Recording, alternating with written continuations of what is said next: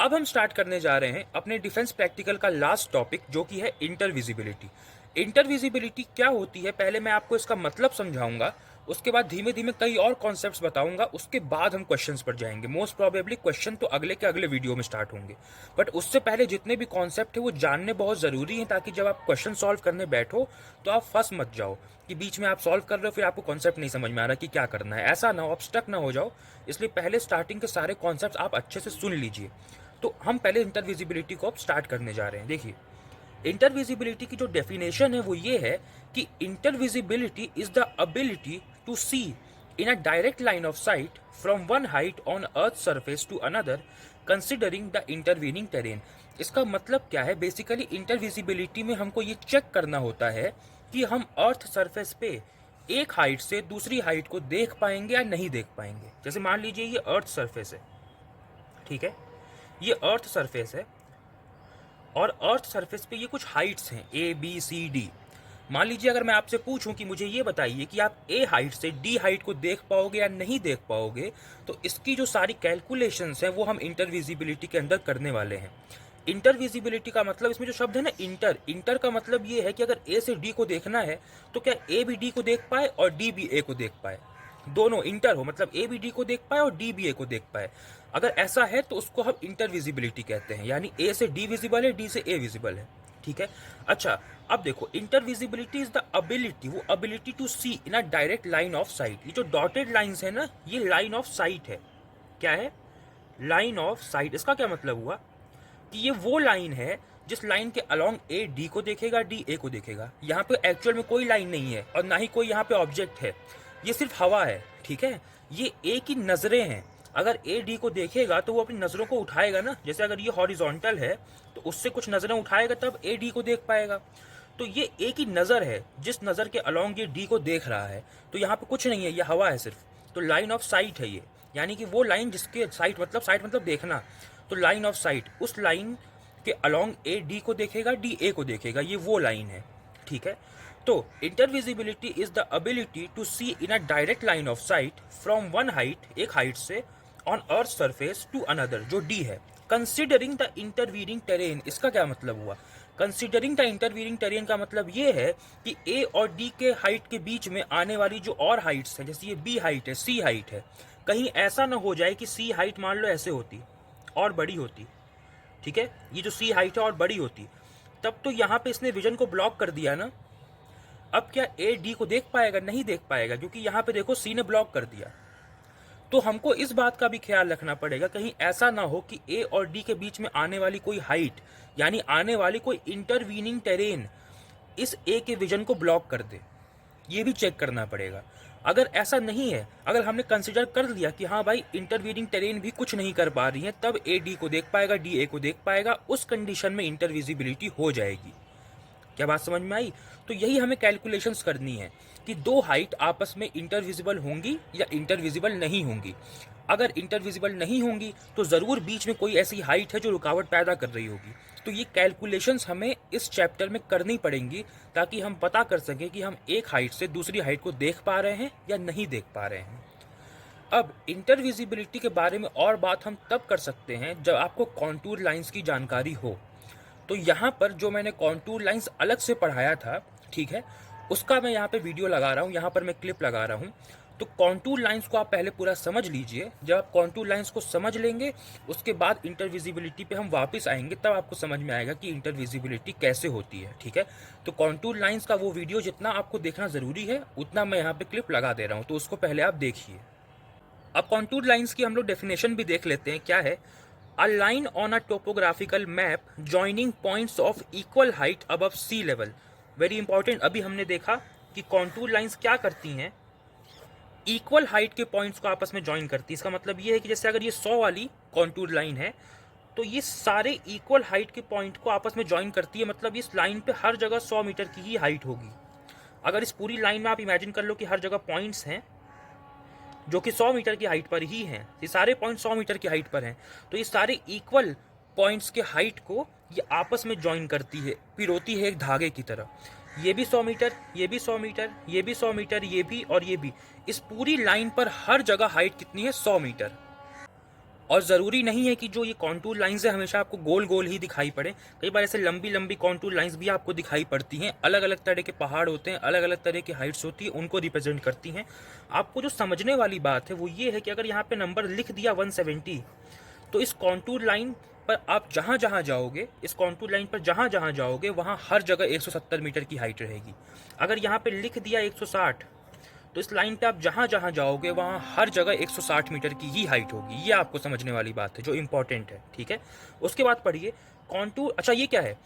Joining points of equal height above sea level. Sea level इसलिए लिया है क्योंकि ग्राउंड पे जो है ना, ग्राउंड का लेवल हमेशा बदलता रहता है, कभी कोई बीच में पहाड़ आ जाएगा, कुछ आ जाएगा, तो ग्राउंड जो है अनइवन होता है। बट सी जो होता है वो एक प्लेजेंट, हम मानते हैं कि सी जो है वो अपनी हाइट चेंज नहीं करता है।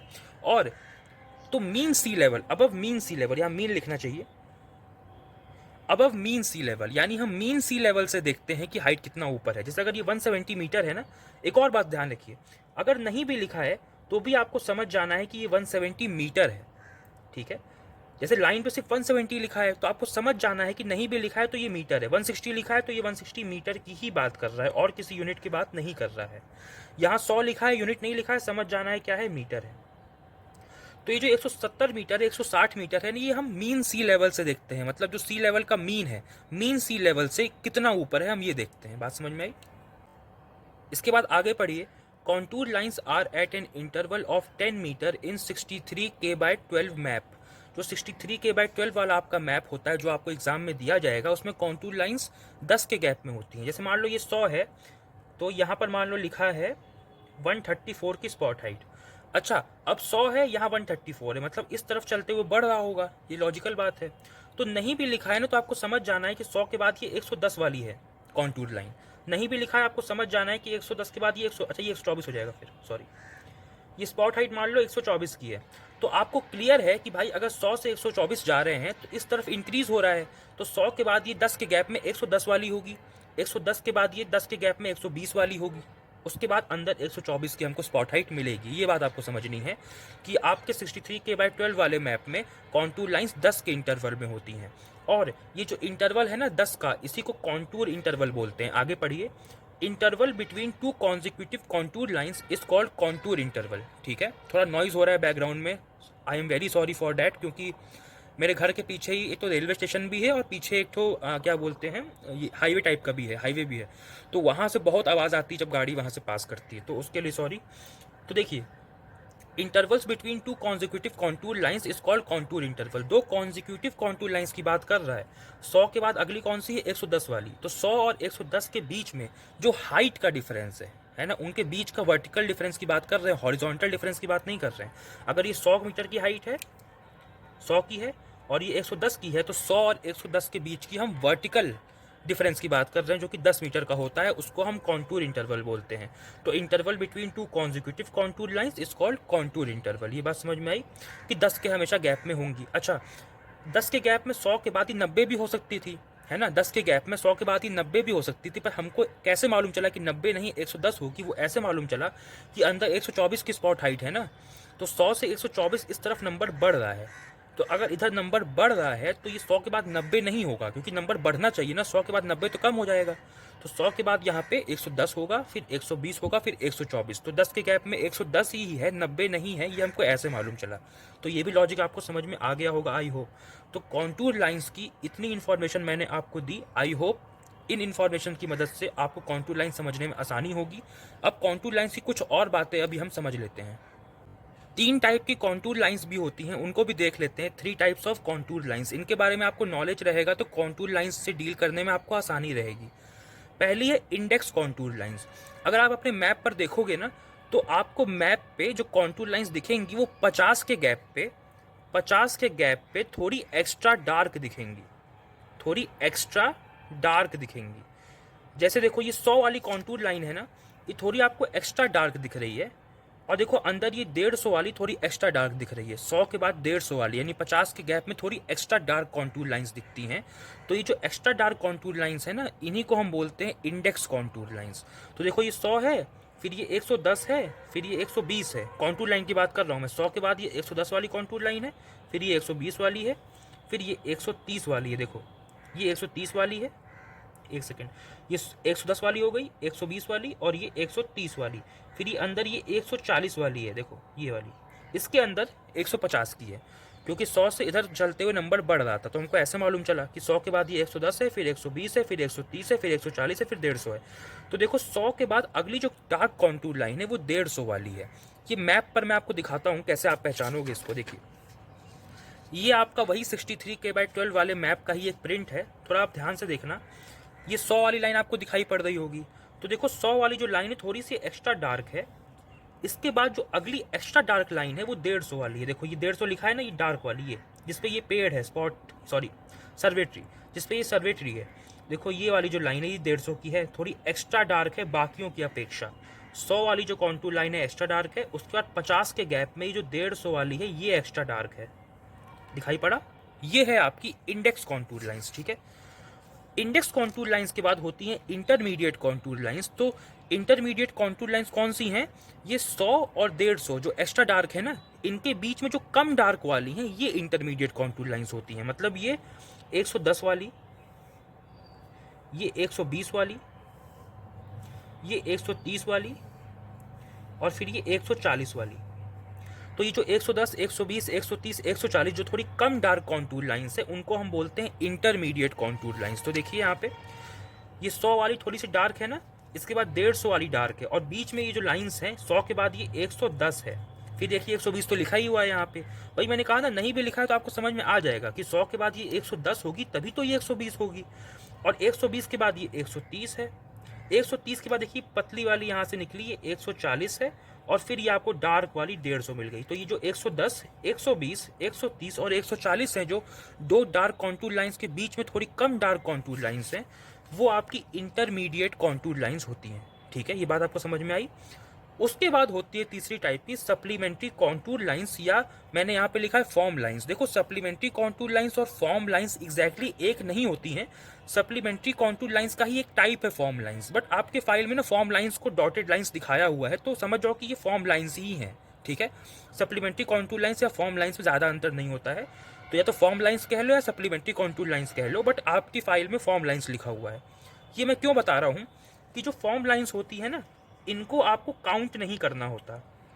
ये आपको इंटरविजिबिलिटी जब आप पढ़ोगे वहाँ पे हेल्प करेगा, काउंट नहीं करना होता। मतलब ये जो फॉर्म लाइंस है ना होता, इनको काउंट नहीं करना होता। क्यों? देखिएगा, बताता हूँ आपको। ये 140 है, अंदर जाते हुए नंबर बढ़ रहा है, ठीक है, 140 है, फिर ये 150 है, फिर देखिए जो डॉटेड लाइंस है ना, ये 160 नहीं है। ये मैं आपको बताना चाह रहा हूँ।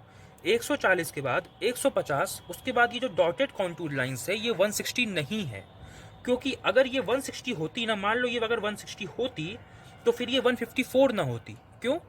क्योंकि कॉन्टूर लाइन के एक सेक्शन में कोई एक ही बात हो रही होगी, या तो इंक्रीज हो रहा होगा या डिक्रीज हो रहा होगा। जैसे देखो 140 से इंक्रीज होकर 150 पर आए, 150 से इंक्रीज हो करके अगर 160 पर आते हम, अगर ये कॉन्टूर लाइन जो डॉटेड वाली है 160 होती तो 160 पे तो इंक्रीज हुआ, बट 160 से फिर यहाँ देखो 154 पे आते हुए डिक्रीज हो गया। तो कॉन्टूर लाइन के किसी एक सेक्शन में कुछ एक ही होगा, या तो इंक्रीज होगा या डिक्रीज होगा। कॉन्टूर लाइन के किसी और सेक्शन में कुछ डिफरेंट हो रहा हो वो अलग कहानी है, बट कॉन्टूर लाइन के एक सेक्शन में कुछ एक ही होगा। तो 140 से 150 इंक्रीज हुआ, 150 से 160 इंक्रीज हुआ, बट 160 से फिर 154 तो डिक्रीज हो गया ना, तो ये पॉसिबल नहीं, ये नहीं होगा। तो ये 160 नहीं है, ये मैं आपको कहना चाह रहा हूँ। तो इंटरविजिबिलिटी में ये बात आपको हेल्प करेगी कि डॉटेड वाली कॉन्टूर लाइंस को आपको काउंट नहीं करना होता। इसको भी मैं आपको दिखा देता हूँ मैप पर कहाँ पर है, देखिए। आई होप आपको ये विजिबल हो। 150 वाली कॉन्टूर लाइन देखिए यहाँ से आई, ठीक है, उसके नीचे 160 वाली आई। अब इसके बाद ये जो कॉन्टूर लाइन, इसका नंबर लिखा नहीं है बट आपको समझ जाना है ये क्या है, ये 170 है। नहीं भी लिखा है तो आपको समझ जाना है कि क्या है, 170 है। तो 150, 160, 170। इसके बाद देखिए डॉटेड लाइंस आपको दिखाई पड़ेंगे, dot dot dot dot dot. ये 180 नहीं है, क्योंकि अगर ये 180 होती तो इसके अंदर ही डॉट आपको दिखाई पड़ रहा है ना, ये 177 लिखा है यहाँ पे, 177, एक सेकेंड, ये 177 लिखा है यहाँ पे। तो अगर 170 के बाद ही डॉटेड वाली 180 होती ना, तो फिर ये 177 नहीं होती, क्योंकि देखिए नंबर इंक्रीज हो रहा है, 150 से इंक्रीज होकर 160, 160 से इंक्रीज होकर 170। अगर 170 से इंक्रीज होकर डॉटेड वाली 180 होती, तो फिर 180 से 177 आने में फिर से डिक्रीमेंट हो गया होता, फिर से डिक्रीज हो गई होती। तो ऐसा नहीं होता है, कॉन्टूर लाइन के किसी एक सेक्शन में कोई एक ही बात हो रही होगी, या तो इंक्रीज हो रहा होगा या तो डिक्रीज हो रहा होगा। तो इसलिए मैंने आपको दिखाया कि इस काउंट ये आपकी डॉटेड लाइंस हैं, इनको काउंट नहीं करना होता। तो डॉटेड लाइंस को आप इंटरविजिबिलिटी में काउंट मत करिएगा, ठीक है। जब हम इंटरविजिबिलिटी पढ़ेंगे, ये हो सकता है कि ये वीडियो में इंटरविजिबिलिटी वाले वीडियो में लगा दूंगा, तो सब कुछ मिक्स चल रहा है, ठीक है। तो इंटरविजिबिलिटी में आपको ये काम आएगा कि डॉटेड लाइंस को काउंट नहीं करते हैं, ठीक है। तो ये जो डॉटेड कॉन्टूर लाइंस हैं, ये आपकी सप्लीमेंट्री कॉन्टूर लाइंस या फॉर्म लाइंस होती हैं। अच्छा, फाइनली इंटरविजिबिलिटी में जो बात आपको काम आएगी, एक बात मैं और ऐसी आपको बता देता हूँ। कई बार ऐसा होता है कि दो कॉन्टूर लाइंस ना आपको मिलती हुई सी दिखाई पड़ती हैं। जैसे मान लो ये कोई कॉन्टूर लाइन है 150 वाली, यहाँ लिख देता हूँ 150, और कोई कॉन्टूर लाइन 160 की है जो इस 150 वाली से मिलने लगी। मान लो ये 160 है, देखो ये 150 है, 160 है, तो 160 वाली देखो यहाँ पर आकर के ना इस 150 वाली से मिलने लगी। ऐसा कैसे हुआ? 150 और 160 मिलने कैसी लगी? क्योंकि एक ही जगह पर दो हाइट तो नहीं हो सकती भाई। ऐसा थोड़ी ना हो सकता है कि ये 150 वाली है और इधर से आई 160 वाली मान लो, और दोनों कट हो जाएं। क्योंकि कट हो जाएंगी तो इसका मतलब ये है ना कि इस पॉइंट पर 150 की भी हाइट है और 160 की भी है। ऐसा कैसे हो सकता है? ये तो पॉसिबल ही नहीं है भाई। कॉन्टूर लाइंस कभी इंटरसेक्ट नहीं करनी चाहिए ना। अगर दो कॉन्टूर लाइंस आपस में इंटरसेक्ट हो गई, मान लो ये 150 की है, ये 160 की है, तो इसका मतलब तो ये हो जाएगा ना, जो मैंने आपको बताया कि कॉन्टूर लाइन अगर नंबर लिखा हुआ है तो उस पूरी लाइन पे हर जगह हाइट 150 है। अगर नंबर लिखा है तो उस पूरी लाइन पर हर जगह हाइट 160 है। अगर ये इंटरसेक्ट हो गई, तब तो इस इंटरसेक्शन वाली पॉइंट की हाइट क्या होगी? फिर तो ये 150 का भी ऑप्शन है, 160 का भी ऑप्शन है। तो क्या एक ही जगह पे दो हाइट पॉसिबल है? तो ऐसा पॉसिबल नहीं है। ये मिलती हुई आपको यहाँ पर क्यों दिखाई दे रही है? वो इसलिए दिखाई दे रही होंगी कि एक्चुअल ग्राउंड में ना, मान लो ये 150 का कोई पहाड़ होगा जिसकी हाइट 150 है, इससे सटा हुआ एक और पहाड़ होगा जिसकी हाइट 160 होगी। अब क्योंकि ये दोनों एक्चुअल ग्राउंड में ही इतने पास पास हैं कि जब इनको मैप पर रिप्रेजेंट करते हैं तो एकदम सटते हुए दिखाई पड़ते हैं। एक्चुअल में ये दोनों सट नहीं रही हैं, एक्चुअल में ये दोनों एक दूसरे से टच नहीं हो रही हैं। बट क्योंकि एक्चुअल ग्राउंड में ये दोनों हाइट इतनी पास पास है ना कि मैप पर जब हम इनको बनाते हैं तो इनमें डिफरेंशिएट करना बहुत मुश्किल है। आप जानते हो ना कि जो एक्चुअल ग्राउंड पे चीज़ें होती हैं, जब उनको मैप पर बनाते हैं तो बहुत छोटी दिखती हैं। अब ये एक्चुअल ग्राउंड पर ही ये दोनों पहाड़ इतने पास पास हैं कि जब मैप पर बनाते हैं कॉन्टूर लाइंस इनकी, तो इनकी कॉन्टूर लाइंस आपस में मिलती हुई सी दिखाई पड़ती हैं। तो इससे आपको कंफ्यूज नहीं होना है कि ये दोनों मिल कैसे रही हैं। कभी कभी मिलती हुई दिखाई पड़ती हैं, उसका रीज़न है कि ये एक्चुअल ग्राउंड में ही इतना पास पास हैं कि मैप पर भी मिलती हुई दिखाई पड़ती हैं। ये इन्फॉर्मेशन थोड़ी सी आपको इंटरविजिबिलिटी में काम आएगी, इसलिए मैंने बता दिया यहाँ पे। तो कॉन्टूर लाइंस की इतनी जानकारी लेने के बाद आप वापस आइए इंटरविजिबिलिटी पे और एक बात को समझिए। वो बात क्या है? मान लीजिए किसी क्वेश्चन में आपको ये दिया जाए कि आपको स्पॉट हाइट 142 से ट्रिग हाइट 167 को देखना है, ठीक है।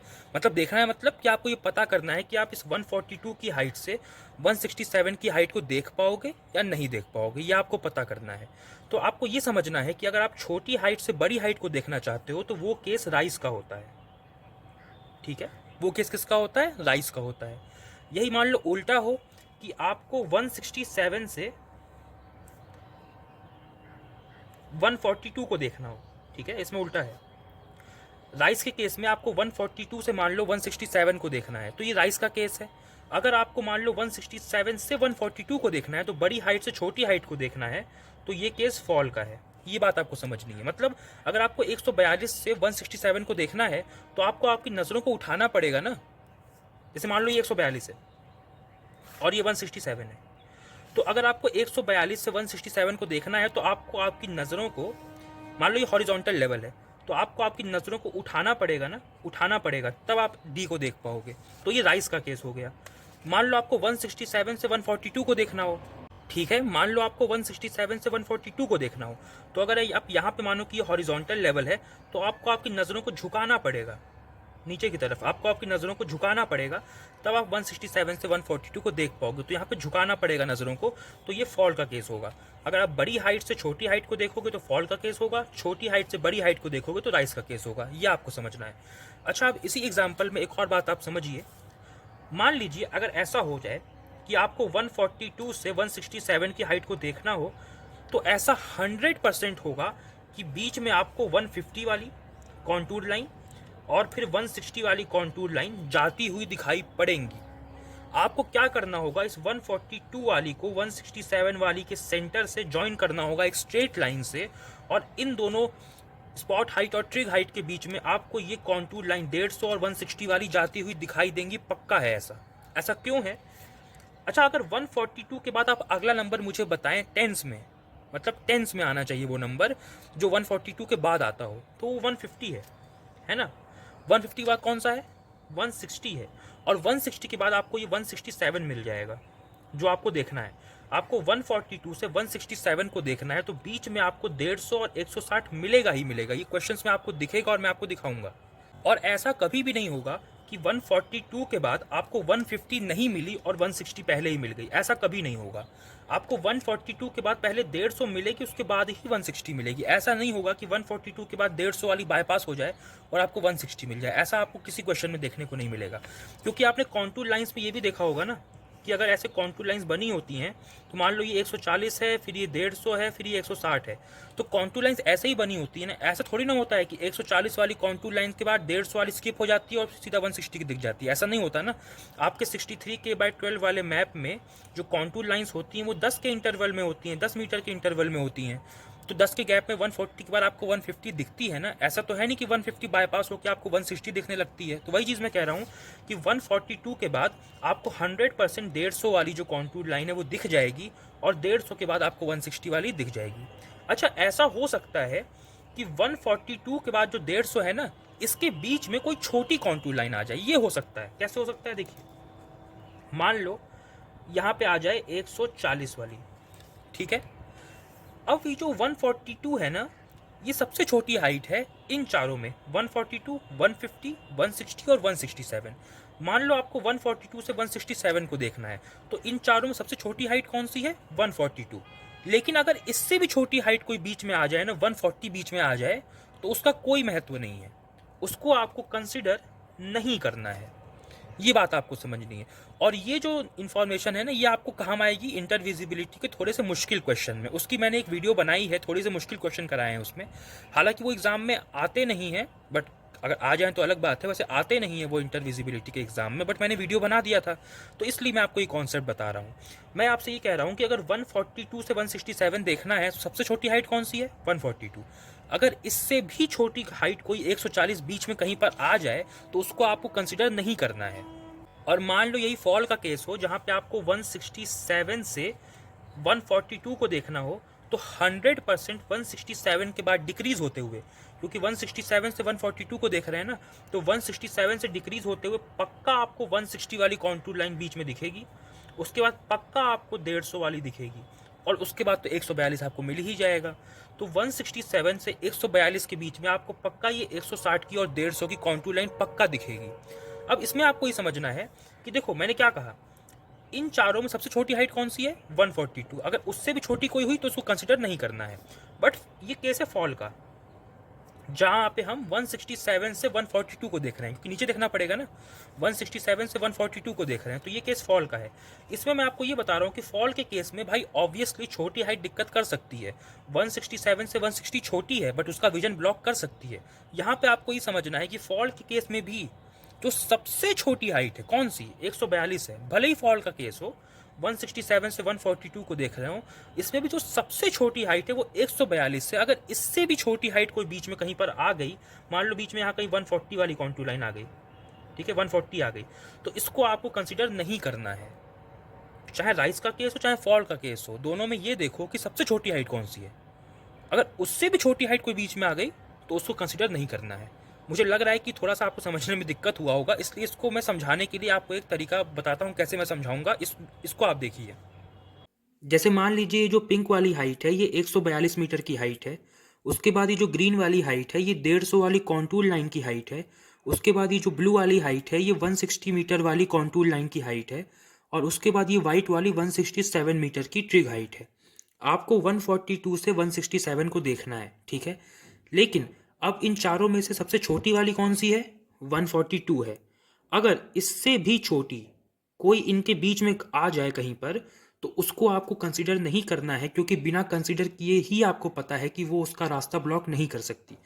जैसे मान लीजिए ये वाली 130 वाली हाइट मैं यहाँ पर रख दूँ 142 के बीच में कहीं पर, मान लीजिए मैं यहाँ पर रख देता हूँ इसको, देखिए एक सेकेंड इसको फिट करना, हाँ देखिए मैंने इसको 130 वाली यहाँ पर रख दी, ठीक है। क्या इस 142 का विजन ये ब्लॉक कर सकती है? येलो वाली, इन दोनों की बात मैं नहीं कर रहा, ये इससे बड़ी है। ये जो इससे छोटी है ये वाली, क्या इसका विजन ब्लॉक कर सकती है? नहीं कर सकती। 1 मिनट के लिए मैं इन दोनों को हटा देता हूँ, देखिए आराम से ये 142 इस 167 को देख लेगा। क्या ये पीला वाला कुछ कर पाएगा? कुछ नहीं कर पाएगा। कहीं भी लगा लो इसको, बीच में यहाँ लगा लो, डिस्टेंस से भी कोई मतलब नहीं है, नहीं ब्लॉक कर पाएगा। तो मैं ये कह रहा हूँ कि बिना इंटरविजिबिलिटी की कैलकुलेशंस किए, बिना चेक किए ही हमको पता है कि अगर जो सबसे छोटी वाली हाइट है उससे भी छोटी कोई हाइट बीच में आ गई तो उसका रास्ता ब्लॉक नहीं कर सकती। इसीलिए 142 के बाद आपको 150 वाली ही कॉन्टूर लाइन कंसिडर करनी है, उसके बाद 160 करनी है, और उसके बाद आपको 167 की ट्रिग हाइट मिल जाएगी। 142 के बाद अगर 140 की जा भी रही होगी तो उसको कंसिडर करने की ज़रूरत नहीं है, क्योंकि 142 से छोटी हाइट उसका रास्ता ब्लॉक नहीं कर सकती। तो अगर 140 होगी तो भी उसको कंसिडर नहीं करेंगे। ये मैं आपको समझाना चाह रहा था। अच्छा, अब इसका मतलब ये मत निकाल लीजिएगा कि अगर 142 से बड़ी हाइट, यानी ये 150 है मान लीजिए, एक सेकेंड, और उससे बड़ी ये 160 है, एक सेकेंड, ये 160 है, तो अगर 142 से बड़ी 150 है तो रास्ता ब्लॉक कर ही लेगी, ऐसा मतलब मत निकाल लीजिएगा। यहाँ पर हमको चेक करना पड़ेगा। जैसे अगर 142 से छोटी हाइट होती 130 140 तो चेक ही नहीं करना पड़ता, पहले से ही पता है कि रास्ता नहीं रोक पाएगी। बट 142 से बड़ी 150 है तो ये मत कह देना कि ये ब्लॉक कर ही देगी ना, हमें चेक करना पड़ेगा। क्योंकि अगर आप अभी इमेजिन करो तो अभी मुझे लग रहा है कि ये ब्लू वाली या ये ग्रीन वाली भी इसका रास्ता रोक देगी। बट अगर हम थोड़ा सा डिस्टेंस में चेंज करें ना, अगर थोड़ा सा डिस्टेंस में चेंज करें तो 142 वाली 167 को इन दोनों के होते हुए भी देख लेगी। मतलब 142 से बड़ी 150 160 के होते हुए भी 142 इसको देख लेगी। कैसे देखते हैं? थोड़ा सा मैं डिस्टेंस चेंज करता हूँ, देखिएगा। अब देख के बताइए, थोड़ा सा मैंने डिस्टेंस चेंज कर दिया। अब इमेजिन करिए 142 अगर देखना चाहे 167 को तो क्या देख लेगा? हाँ देख लेगा। थोड़ा सा इमेजिन करिए, लाइन ऑफ साइट इमेजिन करिए, मतलब वो लाइन जिस लाइन के अलोंग ए डी को देखेगा, ए बी सी डी अगर इसको मान लें तो 142 167 को देखेगा, देखिए अब देख लेगा। तो 142 से बड़ी हाइट होते हुए भी देख लिया। बट इससे पहले जब ये यहाँ पर अरेंज हुई थी, यहाँ पर ये हाइट यहाँ पर थी, अरेंज थी, तो नहीं देख पा रहा था, है ना। तो 142 से अगर बड़ी हाइट है तब हम चेक करेंगे कि देख सकते हैं या नहीं देख सकते हैं। मैंने आपको दोनों पॉसिबिलिटी दिखाई। इससे पहले जब ये हरी वाली और नीली वाली आगे रखी हुई थी तो ये नहीं देख पा रहा था, आपने नोटिस किया होगा। बट हमने डिस्टेंस चेंज किया इनके बीच का ना, तो अब देख पा रहा है। तो अगर 142 से बड़ी हाइट है तब हम ये बात करेंगे कि देख पाएंगे या नहीं देख पाएंगे, वहाँ पे हमें चेक करना पड़ेगा। लेकिन अगर इससे भी छोटी कोई हाइट है तो बिना चेक किए, अगर 142 से भी छोटी कोई हाइट है तो बिना चेक किए ही हमको पता है कि ये कुछ नहीं कर पाएगी, ठीक है। तो यही चीज़ मैं आपको समझाना चाह रहा था। अच्छा, फॉल में क्या है? फॉल के केस में क्या है? फॉल के केस में भी कुछ अलग नहीं है। अगर आपको मान लो 167 से 142 को देखना है इस बार, ठीक है, तो देखिए 167 से ये छोटी है 160, फिर ये 150 है, ये 142 है। 167 से 142 को देखना है, 167 से छोटी है 160, बट देखिए इसका विजन ब्लॉक कर रही है, क्योंकि फॉल का केस है ना। तो 167 से ही नीचे देखेगा तब तो 142 को देख पाएगा ना। तो 167 से छोटी हाइट 160 इसका विजन ब्लॉक कर रही है, बट ये केस फॉल का है, तो उससे कंफ्यूज मत होइएगा, ये केस फॉल का है। अच्छा, इसमें भी एक टाइप की छोटी हाइट इसका विजन ब्लॉक नहीं कर पाएगी। कौन सी पता है? इन चारों में सबसे छोटी कौन सी है? ये 142। फॉल का भी केस हो, चाहे फॉल का भी केस हो, तब भी जो सबसे छोटी 142 है, अगर उससे भी छोटी 130 मान लो, येलो वाली में फिर से लगाता हूँ, 130 बीच में कहीं पर हो तो विजन ब्लॉक नहीं कर पाएगी। कहीं पर भी लगा लो, मान लो ये यहाँ पर है और ये हमारा 167 वाला जो हमेशा गिरता रहता है वो यहाँ पर है। अभी इन दोनों को मैं हटा देता हूँ, देखो फॉल का ही केस है, 167 से 142 को देख रहे हैं, बट क्योंकि फॉल के केस में भी जो सबसे छोटी हाइट है 142 उससे भी छोटी है 130 है, इसलिए विजन को ब्लॉक नहीं कर पाएगी। लेकिन ये जब थे ना आपके 160 और 150, तो ये विजन ब्लॉक कर सकते हैं। वो इसलिए क्योंकि ये सबसे छोटी हाइट नहीं है। सबसे छोटी कौन सी है? 142, और 142 से बड़ा है 160, इसलिए फॉल के केस में भी 167 से 142 देखते हुए भी ये विजन ब्लॉक कर सकते हैं। कौन सा विजन ब्लॉक नहीं करेगा? जो सबसे छोटा है, यानी 142 से भी छोटा है, यानी 130 वाला। तो यहाँ अब फॉल के केस में भी ना ये जो 167 वाला है और ये 142 को देखना चाहता है, तो 167 से 142 में अगर आप एक लाइन ऑफ साइट बनाए ना, तो आपको दिखेगा कि ये 160 वाला ब्लॉक कर रहा है। ये 142, ये 150, ये 160 और ये 167। अगर 167 से 142 को देखना है, फॉल का केस है, तो आप नोटिस करोगे ये 167 को ये 160 वाला ब्लॉक कर रहा है ना। वो इसलिए कि फॉल का केस है ना, तो नीचे ही देखना पड़ेगा। तो 167 से छोटी हाइट 160 है, पर फिर भी ब्लॉक कर रही है क्योंकि फॉल का केस है, नीचे देख रहे हैं। इसमें कौन सी हाइट ब्लॉक नहीं करेगी? सबसे छोटी वाली से छोटी। बता चुका हूँ इस बात को। अब समझिए, यहाँ पर आपने एक चीज़ नोटिस करी कि अभी तो नहीं देख पा रहा है, लेकिन अगर ज़रा सा मैं डिस्टेंस चेंज करूँ ना, तो अभी देखने भी लगेगा। आइए देखते हैं इसको।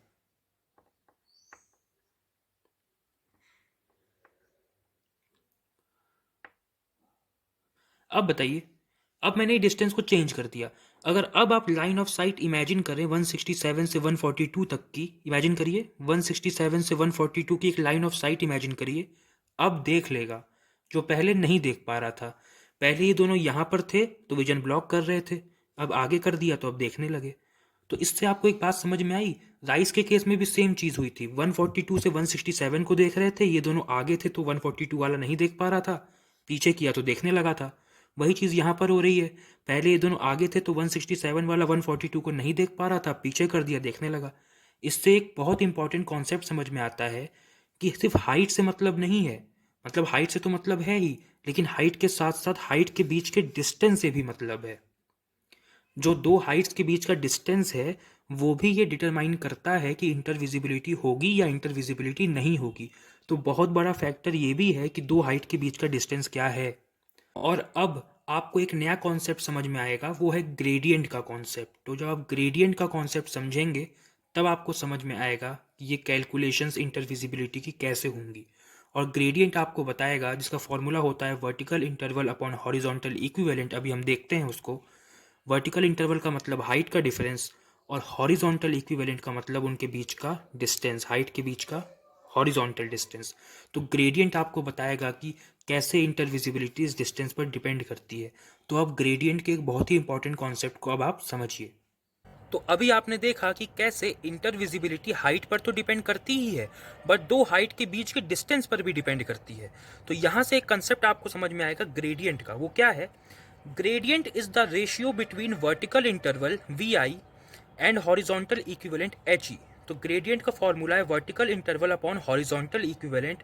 आसान भाषा में vertical difference between heights upon horizontal difference between heights. इसको समझाने के लिए मैं एक एग्जांपल लेता हूँ आपको। एक एग्जांपल लेता हूँ आपके लिए। मान लीजिए ये हाइट है 140 की, इसके बाद ये हाइट है 150 की, फिर ये हाइट है 160 की, और फिर उससे बड़ी हाइट ये है 170 की।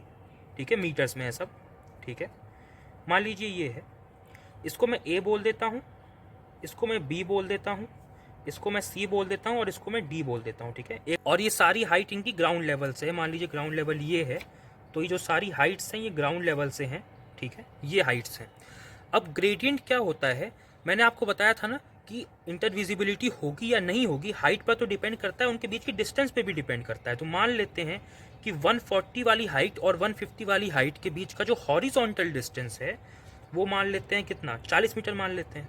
ठीक है, फिर ए और सी, ठीक है, ए से बी देखा ना, फिर बी सी नहीं देखते हैं, ए से सी देखते हैं।